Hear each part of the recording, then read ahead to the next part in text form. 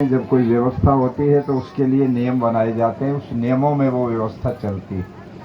हमारा देश आज़ाद हुआ तो भारत का संविधान बना और संविधान में सारी व्यवस्थाएं दी गई कि किस प्रकार से हमारा राष्ट्र चलेगा, एक दिशा मिल गई। तो जब ये दुनिया बनी तो स्वाभाविक है कि उसके लिए भी कुछ नियमावली होनी चाहिए थी। तो परमात्मा ने वो नियमावली, वो संविधान वेद के माध्यम से इस दुनिया को दिए। 1,97,08,53,124 वर्ष पहले वेदों के अनुसार ये सृष्टि बनी है। और उस समय माता पिता नहीं थे। पृथ्वी को गर्भ बनाकर परमात्मा ने सबसे पहले मनुष्य पैदा किए। मनुष्य से पहले ये दुनिया, दूसरी जो सृष्टि है, पशु पक्षी, पेड़ पौधे, नदी नाले, पहाड़, धरती, आकाश और ये सभी सूर्य चंद्रमा आदि, इनका निर्माण हुआ। सबसे अंत में मनुष्य का निर्माण हुआ। और उस मनुष्य को आगे बढ़ने के लिए वेद का ज्ञान परमात्मा ने 4 ऋषियों को दिया। तो उन चारों वेदों में एक बहुत ही सुंदर मंत्र है जो हम सब के लिए बहुत आवश्यक है, बहुत उपयोगी है। और जितने ये बच्चे बैठे हैं पढ़ने वाले, इनके लिए तो बहुत ही ज़्यादा आवश्यक है। वो है गायत्री मंत्र। इस गायत्री मंत्र को गुरु मंत्र भी कहा गया है, क्योंकि हम सबके, मनुष्य जितने भी दुनिया के अंदर, उनका सबसे पहला गुरु कौन है? परमात्मा। और बाद में गुरु होते हैं जो पढ़ाई करवाते हैं, शिक्षा देते हैं, या माता पिता जो बच्चे का लालन पालन करके उसको अपने पैरों पर खड़ा करते हैं, ये भी उसके गुरु होते हैं। परंतु सबसे पहला गुरु परमात्मा है। और उसी ने ये मंत्र दिया कि इस मंत्र को सब लोग अपने जीवन के साथ जोड़ लें। ये मंत्र बुद्धि का मंत्र है। और आप और हम सभी लोग जानते हैं कि मनुष्य के जीवन में बुद्धि का कितना महत्व है। जिस व्यक्ति की बुद्धि सही दिशा में चलती है, उसके जीवन में उन्नति होती है, उसके सब काम सफल होते हैं, वो जिंदगी में ऊंचाई तक जा सकता है, अच्छी बुद्धि से काम करने वाला व्यक्ति। और जिसकी बुद्धि भटक जाए, विकृत हो जाए, गलत सलत रास्ते पर चले, नशे विषयों का शिकार हो जाए, घर में आए तो पूरा तूफान खड़ा हो जाए, पत्नी भी दुखी, बच्चे भी दुखी, तो ऐसे व्यक्ति के कार्य सब बिगड़ते हैं, उसको अपयश मिलता है, उसका अपमान होता है और वो उसका पतन होता है। तो बुद्धि का बहुत बड़ा महत्व है मनुष्य के जीवन में। और बुद्धि का एक अलग से गुण होता है, उसको कहते विवेक। जिस मनुष्य के पास बुद्धि तो है पर विवेक नहीं है, तो उसके बाद भी उसके काम ठीक नहीं होते, क्योंकि विवेक वो चीज है जो मनुष्य को ये योग्यता देती है कि सही और गलत का फैसला ले लेता है मनुष्य। सही क्या है, गलत क्या है। आज बहुत सारी बातें हैं हम जिनको ढोते जा रहे हैं अनेक तरह से, क्योंकि विवेक नहीं है हमारा। और विवेक न होने से हम सही और गलत का निर्णय नहीं ले पाते और उनको जीवन में ऐसे चलाते रहते हैं, और उसके बहुत बड़ी हानि हमारे जीवन में हमको होती है। तो ये जो मैंने बात कही है वो इसलिए कही है कि यहाँ जो बच्चे बैठे हैं या बड़े बैठे हैं, आप सब लोग उस गायत्री मंत्र को अपने साथ जोड़ने का अभ्यास बढ़ाइए। और कब जोड़ें? सुबह उठते ही लग जाते हैं मशीन की तरह से काम करने में।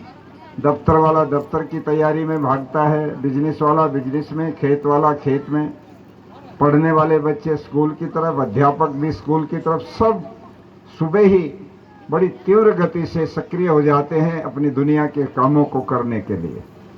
किंतु कभी भी हमारे पास ये समय नहीं निकलता कि उस भगवान की भी शरण में, उसकी सानिध्य में कुछ समय हम लगा सकें, उससे हम प्रार्थना कर सकें, उससे हम बात कर सकें, उससे हम मिल सकें, उसका हम दर्शन कर सकें। ऐसा कभी भी हम प्रयास नहीं करते।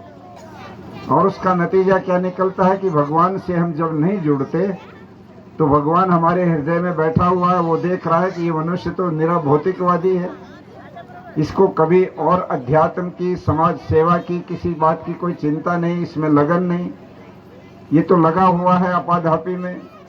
धन ही धन, धन ही धन, सब कुछ भौतिक संसाधन जुटाने में इसकी गति है। और जैसे पशु लोग अपना खाते पीते हैं, दुनिया में चलते रहते चले जाते हैं, ऐसे ही मनुष्य भी इन्हीं कामों को करके चला जाता है। तो उसका नतीजा ये निकलता है कि ईश्वर हमारे भीतर बैठा हुआ हमारी मानसिकता को, हमारी प्रवृत्ति को, हमारी रुचि को देख रहा, और वो न्यायाधीश है। उसी ने हमारे पूरे जीवन के कार्यों का फल हमको देना है। वही है इस संसार के अंदर जीवात्माओं को कर्मों का फल देने वाला।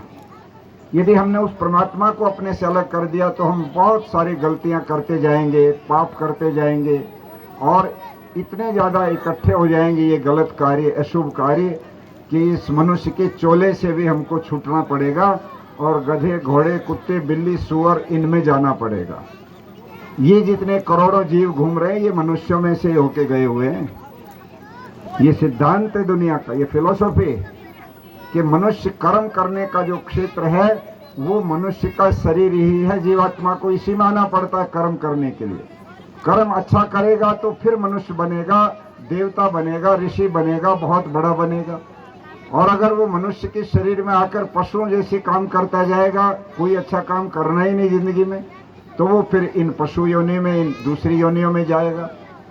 महर्षि दयानंद सरस्वती लिखते हैं कि जो अति तामसिक कोटि के लोग होते हैं, बहुत घृणित और निम्न कोटि के काम करते हैं, समाज के प्रति, अपने परिवार के प्रति, अपने बच्चों के प्रति, अपनी संस्कृति, अपने सारे चीज़ों के प्रति जिसका कोई भाव नहीं, जो केवल अपने पेट के बारे में ही सोचता रहता है, पेट ही पेट जिसको दिखता है, और उसमें भी गलत रास्ते से, तरीके से पैसे कमाना, बेईमानी से, चोरी से, अनेक तरह की चालाकी से, छल कपट से, और उसको लेकर के फिर आदमी सोचता है कि मैं बहुत बड़ा आदमी हो गया हूँ।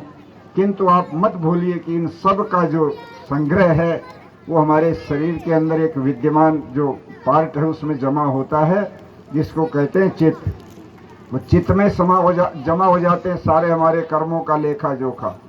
भगवान कहीं रजिस्टर लेके नहीं बैठे हैं, पेन से लिख रहे हो कि कितने अच्छे किए, कितने बुरे किए। एक रिकॉर्ड रूम है भीतर, वीडियोग्राफी हो रही है सारे कामों की। जब कभी भी आप मन से कोई बात करने लगते हो तो आपको अंदर से ये जान लेना चाहिए कि कुछ भी आप बोलोगे, देखोगे, सुनोगे, और आप अपने हाथों से कोई कर्म करोगे, कोई सोचोगे, मन में कोई भी ऊंचे नीचे विचार आएंगे, वो सब के सब संस्कार आपके चित्त में विद्यमान हो जाते हैं, और उन्हीं से रिजल्ट आता है जीवन की इस किताब का, इस परीक्षा का। जब शरीर छोड़ता है जीवात्मा तो मालूम पड़ता है कि पूरे जीवन भर अच्छे कितने हुए और बुरे कितने हुए।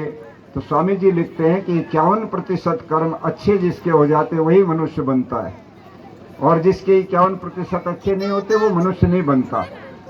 और मनुष्य बनने में सबसे पहला कदम अगर किसी का बनता है वो बनता है उसका जो औरों के लिए जीना जानता है, जो समाज सेवी होता है, जो समाज के लिए अपनी जिंदगी लगाना जानता है। वेद का एक मंत्र है, स्वधो परिहित श्रद्धया परियूढ़ा दीक्षा गुप्ता यज्ञ प्रतिष्ठित लोको निधनम, कि अगर मनुष्य इस जीवन को बिताने के बाद अंतिम समय में हंसते हुए, आनंद के साथ, प्रफुल्लित होकर के जाना चाहता है दुनिया से, बिना पश्चाताप के पछताए जाना चाहता है दुनिया से, तो क्या करे? पहली सीढ़ी बता दी वेद ने कि स्वधो परिहित, परोपकार के लिए अपना अन्न, धन, शक्ति, अपनी विद्या, अपना बल सब उसके अंदर झोंक दो। जितना आपके लिए उपयोगी उतना अपने लिए रखो, बाकी पूरे समाज को आगे बढ़ाने में अपनी शक्ति लगाओ। जो लोग बेचारे जरूरतमंद हैं, जो कमजोर हैं, जिनके पास बुद्धि भी नहीं, शक्ति भी नहीं, जिन पे साधनहीन लोग हैं, उन सब की मदद क्या कौन करेगा? जिनके पास साधन है। और अगर उस साधन को वो 3 और 10 पीढ़ी के लिए जमा करके जाना चाहता है तो मत भूलो कि जींद के महाराजा की संतान आज क्या काम करती है। पूरे इस इलाके का मालिक जींद का राजा, आज उसकी आखिरी से आखिरी संतान जींद के अंदर जहाँ तहसील का बड़ा केंद्र था, वहाँ पर एक चाय की दुकान पर कप धोने का काम किया करता था, क्योंकि शराब पीने की आदत पड़ गई और सारी प्रॉपर्टी जो उसको मिली थी बेच बेच कर आखिर से आखिर उसको यही काम मिला कि लोगों के झूठे बर्तन करके रोटी ले लेता और इससे फालतू कुछ नहीं बचता था। तो हम लोग इन चीज़ों को समझें और उसके लिए इस गायत्री मंत्र को अपने साथ जोड़ें। तो मैं बच्चों से कहूँगा वो बच्चे हाथ खड़े करें जिनको गायत्री मंत्र आता है। अच्छे बच्चे सभी आ ही रहा, लगता है ये स्कूल वाले ढीले, भाई आपके अध्यापक सिखाएं ये गायत्री मंत्र, क्योंकि ये बुद्धि का मंत्र है। और एक बात, नीचे करो हाथ, शाबाश। रात को जब आप सोने के लिए जाते हो उस समय ध्यान रखो 5-7 मिनट इस काम के लिए देना आपको, क्योंकि उस समय सोना ही सोना, अब तो और कुछ काम नहीं बचा, सारे दिन भर के काम हो गए। और आप बड़े लोग भी इस बात का ध्यान रखें, वैसे तो मौका आपको मिल नहीं रहा भगवान का ध्यान करने के लिए, भजन करने के लिए। जब सोने का प्रोग्राम बनता है उस समय अपने बिस्तर पर बैठो और बैठ करके थोड़ी देर अपना भीतर की तरफ ध्यान लगाओ, आंखें बंद कर लो, कान से सुनना बंद करो, वाणी से बोलना बंद करो और भीतर झांको।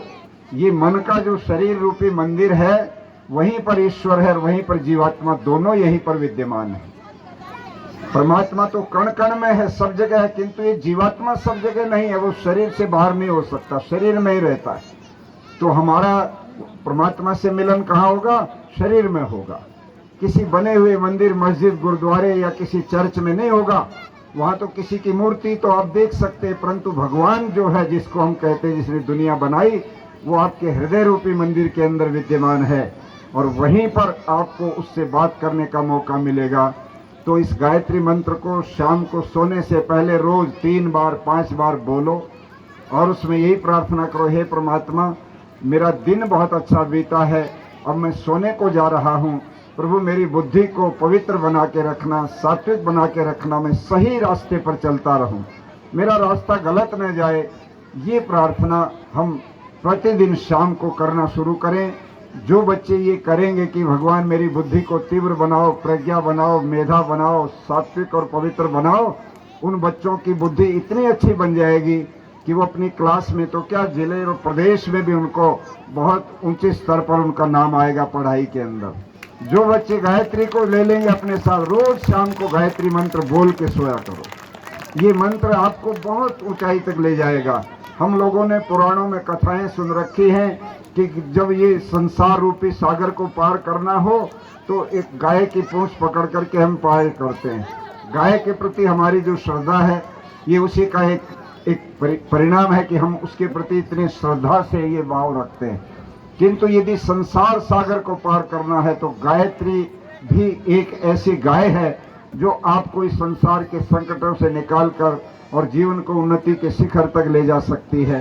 इसलिए मैं आप लोगों को आज इस अवसर पर मुख्य रूप से जो हमारे इस विशेष अवसर पर, ये अंतर्राष्ट्रीय स्तर पर समाज सेवी दिवस के रूप में आज का दिन मनाया जाता है।